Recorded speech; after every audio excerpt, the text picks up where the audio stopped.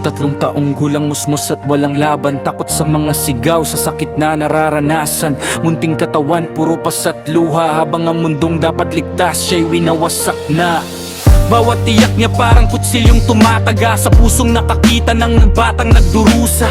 Bakit may taong kayang manakit ng bata habang ang ina niya'y tahimik lang na nakamasid pa? Hustisya ang sigaw ng batang umiiyak. Pagmamahal ang kailangan, hindi pananakit at takot. Walang batang dapat lumaki sa karahasan. Dapat siya'y kalinga, hindi sugat ang maramdaman. Di niya kayang ipagtanggol ang sarili niyang buhay. Kaya sana may taong handang umalalay ang bawat palo, bawat sapak at sipa habang buhay na biglat sa murang alaala. Hindi ito tama, hindi dapat pinabali. Wala ang pananahimik, minsan parang pakikisama sa malina.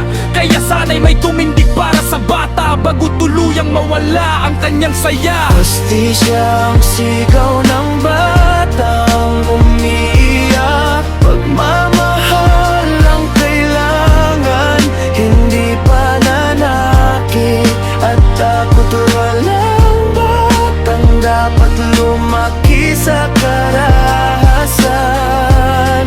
Dapat siya'y kalinga,